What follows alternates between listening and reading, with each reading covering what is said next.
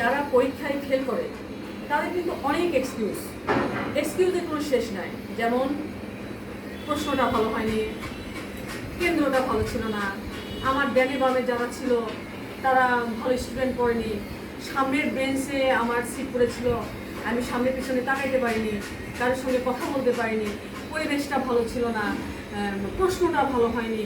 তাদের এক্সকিউজের কোনো শেষ নাই, হাজারো রকমের এক্সকিউজ।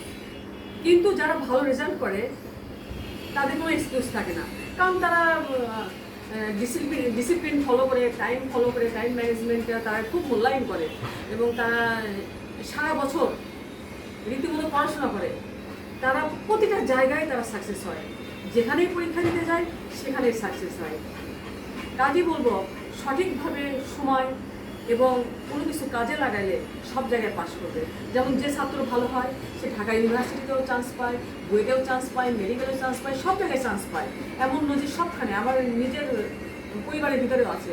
কিন্তু যে ছাত্রটা ভালোভাবে পড়াশোনা করে না সে কিন্তু কোথাও চান্স পায় না। তখন বলে কি, আমি সময় পাইনি, প্রশ্নটা ভালো ছিল না, কেন্দ্রটা ভালো ছিল না, সিটটা ভালো পড়েনি, আগে পিছে ছাত্র ভালো পড়েনি, তারা শুধু খোঁচা এসে, আমার সঙ্গে যারা ছিল তারা ভালো না, আমার আশেপাশে যারা ছিল তারা মোটেও ভালো ছিল না, ওরা আমাকে ভালো পরামর্শ দেয়নি। তাই বলছি, যেটা করবেন করার মতো করুন, কোনো এক্সকিউজ নয়।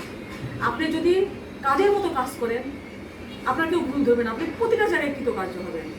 আর যদি সেটা না করেন, চামচামি করেন, তেলবাজি করেন, কোথাও এলাও হবেন না।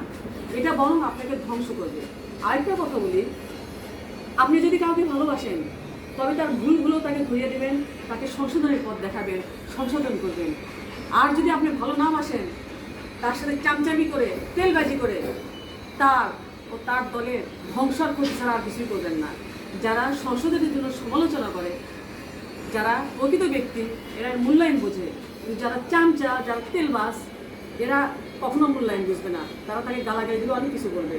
কাজেই কে আপনাকে ভালোবাসে এবং কে ভালোবাসে না, কে পরীক্ষায় পাশ করলো এবং খারাপ করলো, জাজমেন্টটা আপনার, শুধুই আপনার। আপনি নিজে জাজমেন্ট দেবেন।